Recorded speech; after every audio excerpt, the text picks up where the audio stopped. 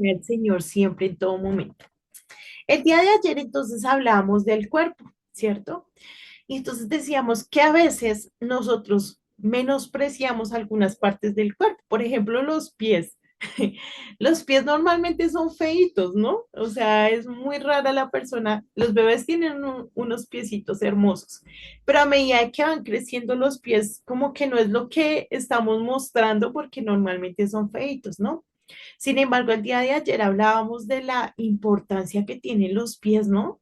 De cómo el Señor generó un diseño perfecto para que nosotros pudiéramos estar de pie, para que nos sostuvieran, para que sostuvieran nuestro peso, que siempre es bastante, ¿no? Y normalmente nuestros pies son muy guerreros porque digamos que a no ser que te esfuerces demasiado, los pies pueden con nosotros habitualmente, ¿sí? Como que están ahí, como que chévere. Entonces, hablábamos que claramente cada uno de nosotros hace parte del cuerpo del Señor Jesús, ¿cierto?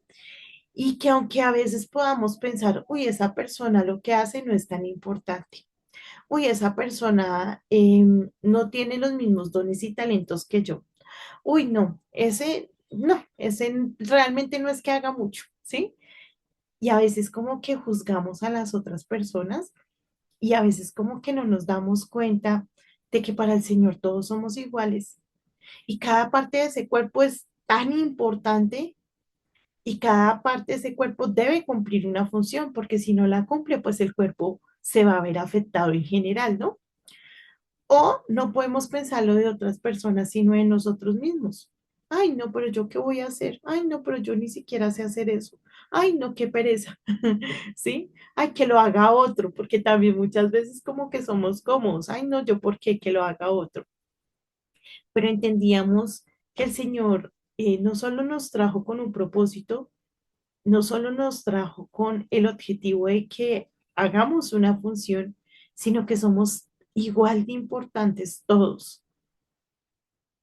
Y es ahí donde debemos también llenarnos y apoderarnos de eso y decir, yo soy importante para el Señor y el Señor tiene una función re importante que si yo no la cumplo no va a funcionar esto, porque ese es el objetivo del Señor, ¿no? Pero a veces nos podemos como concentrar mucho en las cosas que no hacemos o que no tenemos, ¿sí?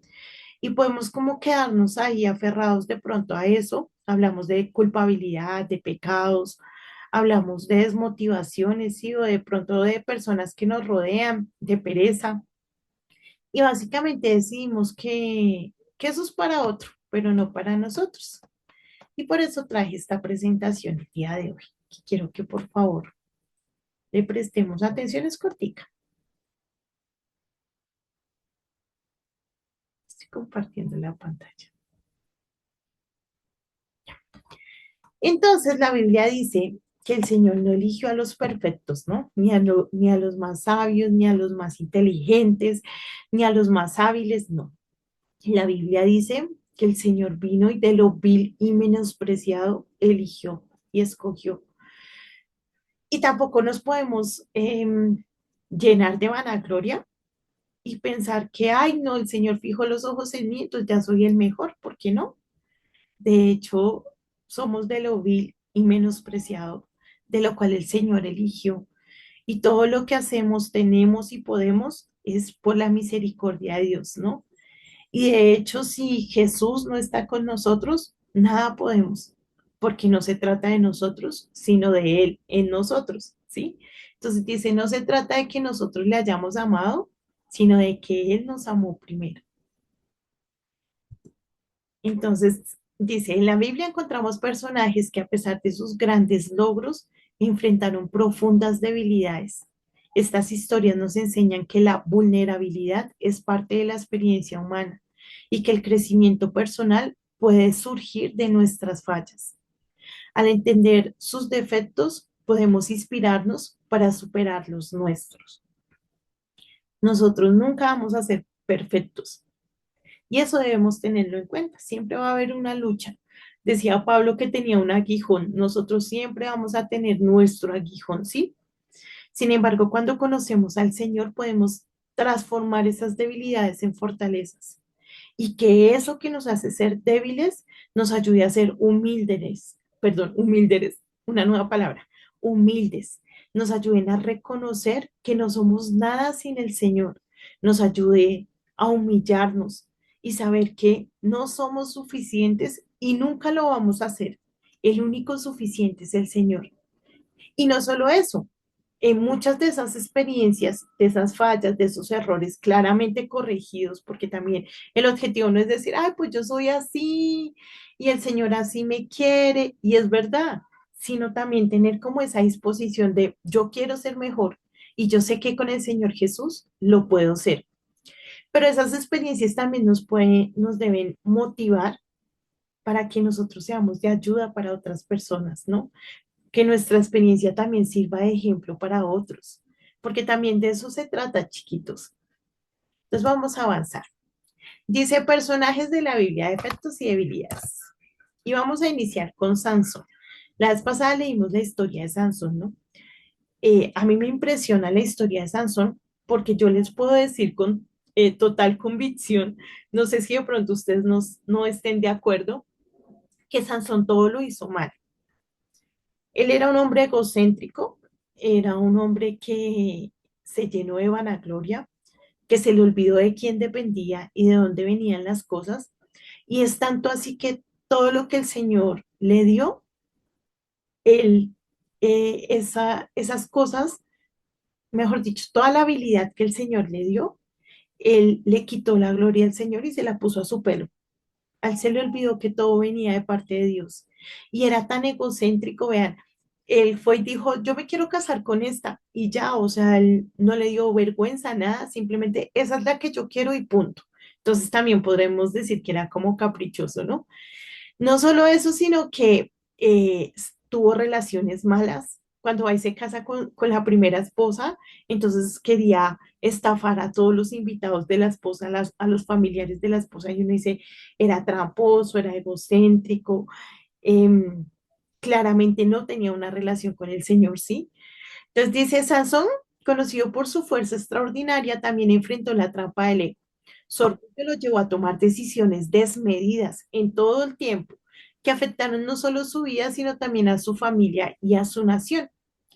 Aprendamos que la humildad es un camino hacia la fortaleza y la verdadera grandeza. Lo que más me impresiona de Sansón es que Sansón aparece en la lista de los hombres de fe, porque a pesar de que se equivocó mucho, finalmente él pudo reconocer que toda la gloria no era de él, no era de su cabello, no era de su fuerza, sino que venía del Señor. Y fue tanta su convicción y fue tanta su fe que aún estando en su peor momento, él cumplió su propósito. Y no solo eso, sino que pudo reconocer que Dios era todo para él. Y eso lo llevó a aparecer en la Biblia dentro de la lista de los hombres de fe. Y entonces no es un permiso para que hagamos lo que querramos, pero sí es una esperanza para decir, yo también puedo, ¿sí? Yo también lo voy a lograr, yo también lo puedo conseguir. Entonces vamos a seguir. David, David, yo creo que él cometió también bastantes errores. Entonces, él conoce a Betsabé que estaba casada, ¿no? Básicamente abusó de ella porque ella era una mujer comprometida, mata a su esposo para quedarse con ella y pues claramente eso le trae consecuencias. Una de las debilidades de David, que es notoria en la Biblia, son las mujeres, ¿no? Pero no solo eso, también vemos su debilidad como padre, porque recuerden que el hijo de David abusó de la hija de David y básicamente con el consentimiento de él, porque le dijo, permite que mi hermana venga, me haga de comer.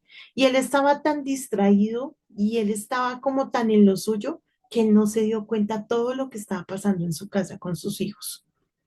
Entonces dice, David, un rey con corazón por Dios, luchó con su rol con su padre.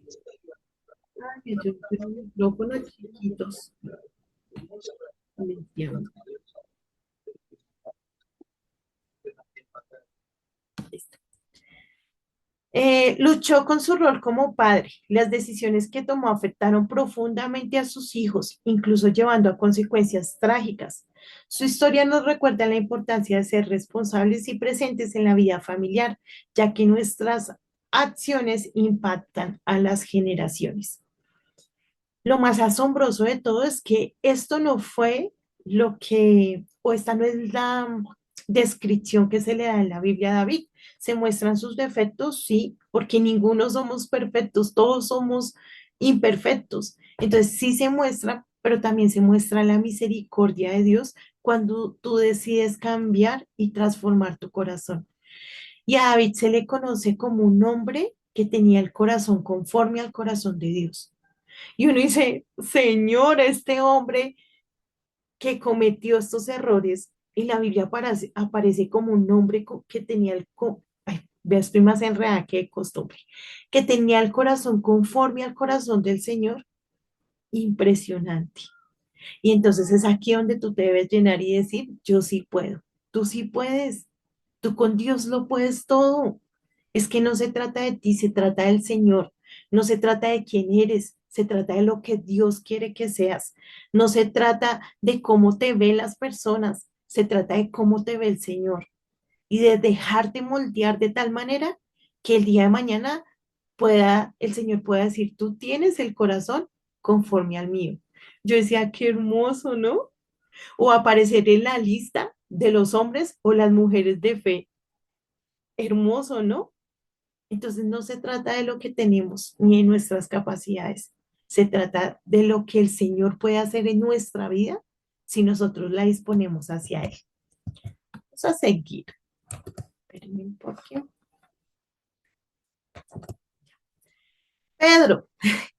Pedro, normalmente cuando hablamos de Pedro decimos era impulsivo, era arrogante, era un poquito grosero, era como muy, ¿no? Y él quería figurar, él tenía como un tema ahí, ¿no? Y era muy impulsivo. Entonces dice, Pedro, uno de los discípulos más cercanos a Jesús, negó conocerlo en momentos de prueba. Sin embargo, su arrepentimiento los llevó a ser una de las columnas de la iglesia. Su historia nos inspira a ser valientes en nuestra fe, aun cuando fallamos, y a recordar que el perdón y la redención son posibles. Entonces está Pedro, que siempre había sido un poquito revolucionario, le dice al Señor Jesús, yo contigo hasta la muerte. El Señor Jesús le dice, tú me vas a negar, y le dice, yo jamás, y de hecho sí, lo niega 3 veces. Después de negarlo, pues avergonzado, derrotado, normalmente eso nos pasa a nosotros cuando cometemos un error. Decimos, dice la Biblia, el que crea estar firme, mire que no caiga. Entonces ya creemos que, mejor dicho, estamos firmes, empoderados, ya todo lo podemos y caemos y eso trae claramente tristeza, culpabilidad, vergüenza. Sí, eso es lo que causa el pecado en nosotros. Y entonces Pedro, llevado por esto, él dice, yo definitivamente no sirvo para esto. Yo soy una excepción. Yo me voy a devolver a ser pescador y se devuelve a ser pescador. Él en ningún momento pensó, yo voy a ir a buscar al Señor Jesús, yo le voy a pedir perdón, yo me voy a esforzar, nada. Él dijo, yo no sirvo para esto. Yo voy a ser pescador, es lo único que sé hacer, para allá me voy. Pero el mismo Señor Jesús va por él, porque una vez más no se trata de nosotros, se trata de la relación que tenemos con el Señor Jesús. Y el Señor Jesús va, esta historia me parece de las más hermosas, cada vez que la veo lloro, me parece preciosa. Le hace desayuno, porque el Señor tras del hecho, ¿no? Tras de que le toca ir a buscarlo, le hace desayuno y vemos unos años después a Pedro predicando a una cantidad de gente, no me acuerdo, perdónenme, porque no me acuerdo si fueron 3.000 o 5.000 personas, y vi personas convirtiéndose, y a Pedro como el fundador de la iglesia. Impresionante, ¿no? Ese Pedro, derrotado, humillado y demás, que fue levantado por el Señor Jesús para luego cumplir su propósito. Entonces, Jonás, pobre Jonás, yo creo que todos nos hemos identificado con Jonás. Cuando Dios manda a Jonás a cumplir su misión, debemos tener en cuenta que Jonás ya se había dado cuenta que las personas de Nínive eran muy malas, no querían a los cristianos. Y de hecho yo podría tal vez pensar que él había visto que le habían hecho mucho daño a personas cercanas porque ellos habían matado ya profetas y demás, amigos, personas cercanas, hasta familiares. Y entonces el Señor, en vez de enviarles un castigo, le dice a Jonás, venga, vaya y dígales que yo los voy a salvar. Pero ¿cómo si son tan malos? No se trata de lo que tú piensas, no se trata de lo que tú ves, se trata de lo que yo sé que se puede hacer en un corazón dispuesto y arrepentido. De eso se trata. No importa lo que haya sucedido.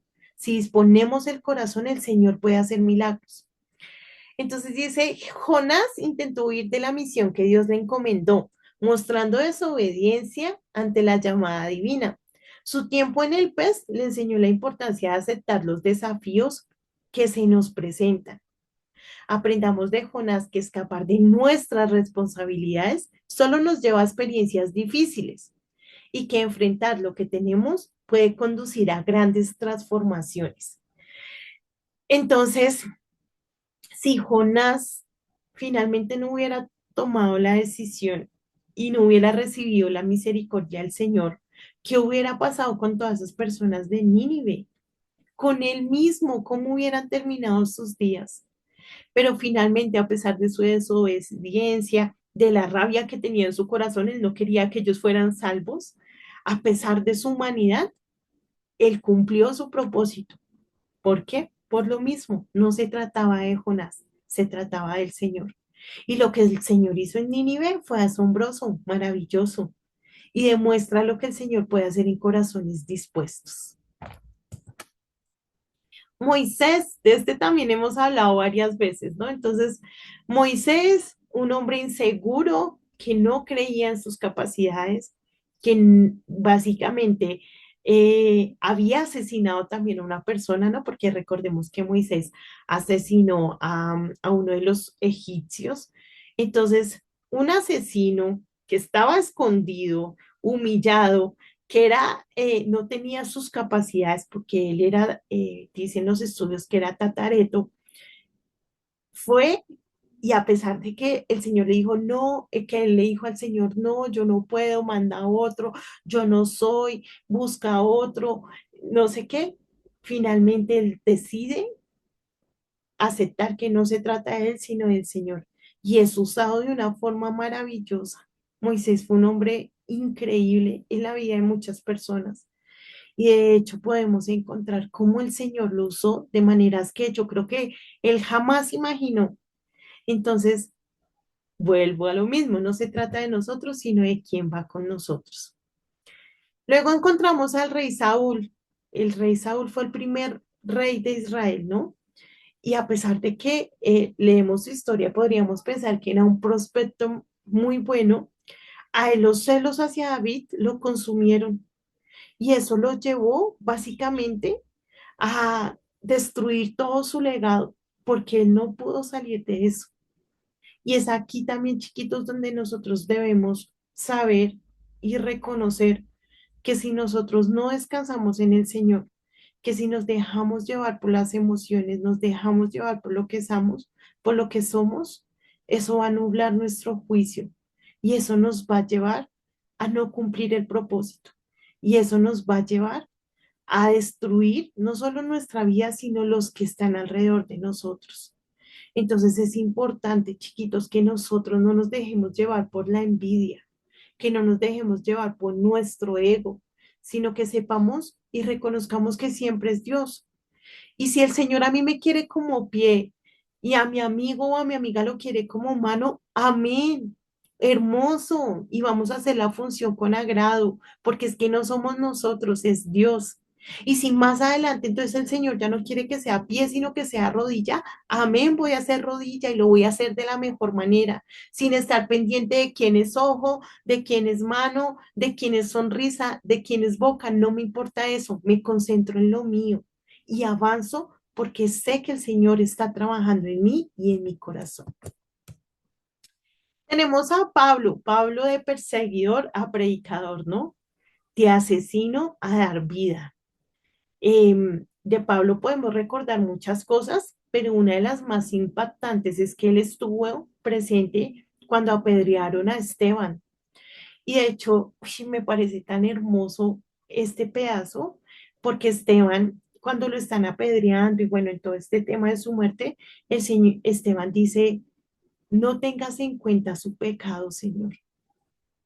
Y eso me lleva a pensar, tal vez si Esteban no hubiera orado así, tal vez Pablo no hubiera sido quien fue, ¿no? Porque aún en su lecho de muerte, Pablo recibió la misericordia de Esteban, es decir, la misericordia del Señor. Y luego encontramos a Pablo, que mejor dicho, si tenemos que hablar de Pablo, aquí nos extendemos. Pero Pablo increíble, ¿no? Un hombre usado impresionantemente por el Señor, con un pasado tremendo. Pero miren el Señor cómo transformó su vida y cómo lo usó para transformar la de los demás. Cómo hoy en día sigue siendo usado. Obviamente todos, ¿no? Todos en general, sino que Pablo es muy impactante, ¿no? Y aparte, pues que Pablo no conoció al Señor Jesús, digamos, cara a cara, como de pronto sí Pedro o los discípulos, pero él fue muy, muy impresionante y lo sigue siendo, ¿no? Y ya terminamos con Elías. Elías, uy, un profeta increíble, ¿no? Elías realmente vio la gloria de Dios. Bueno, todos, yo creo que todos ellos, yo creo que aún nosotros seguimos viendo la gloria de Dios, sino que normalmente cuando lo vemos en otros decimos, wow, pero se nos olvida lo que ha pasado en nosotros, ¿no?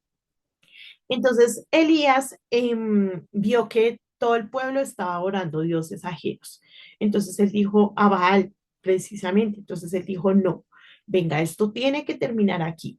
Entonces, hace un reto, viene Acab, el rey Acab, con sus 850 profetas brujos, podríamos decirlo, y entonces dice, si sus profetas, si su Dios es verdadero, que queme este toro solo con oraciones. Y si es el mío, que se queme este toro solo con oraciones.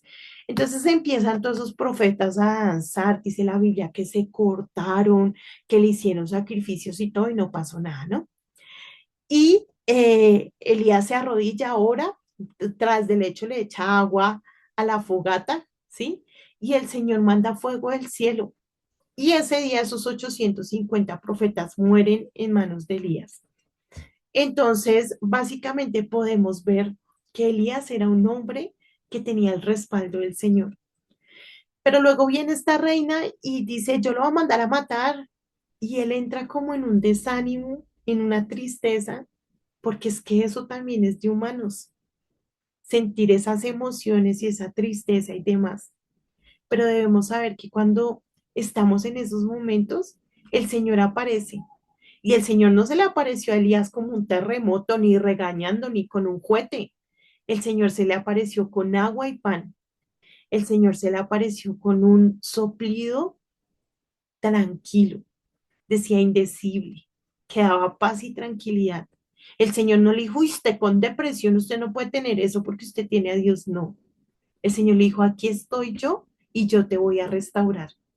Porque una vez más no se trata de nosotros, se trata del Dios que va con nosotros, del Dios que se ocupa desde lo más amplio del físico, como la fuerza de Sansón, hasta lo más interno, que son las emociones, que es el control de nuestra tristeza y demás. Dios está ahí y no se trata de nosotros, está ahí a pesar de nosotros, está ahí a pesar de nuestro pecado, está ahí a pesar de nuestra desobediencia, está ahí a pesar de nuestra humanidad, a pesar de que somos duros. Entonces, nuestros talentos hermosos no se tratan de nosotros, nuestros talentos se tratan del Señor haciendo en nosotros, de la disposición de nuestro corazón para que el Señor haga. Los quiero dejar con esto, mis amores. Sé que fue un poquito largo, pero espero que haya sido pues de aprendizaje. Indaguen un poquito más, busquen. Hay muchas cosas en la Biblia por descubrir. El Señor nos dejó la palabra para que nos maravillemos. Y espero que así como yo, todas estas historias no solo los inspiren, sino que también los maravillen y los lleven a reconocer el amor del Señor, porque el amor de Dios es infinito. O sea, el amor de Dios no depende de lo que nosotros hacemos. Y eso es lo que quiero que se lleven en el corazoncito. Aun cuando nos equivocamos, Dios está ahí amándonos. Claro que Él es justo, pero Él es amor. Los dejo con esto, mis amores, que el Señor me los bendiga, que tengan un día hermoso, que bueno, ahorita nos vemos, ¿no? Hoy tenemos clase, entonces ahorita nos vemos y cualquier cosita, pues yo quedo atenta. Bueno, un abracito, vayan, tomen agüita o cafecito y ya nos vemos otra vez a las 9. Dios me los bendiga, chiquitos. Chao, profe. Chao, Chao, Profe, profe, gracias. gracias. Que te la bendiga. ustedes, gracias. Dios me los Chao, profe, bendiga. gracias.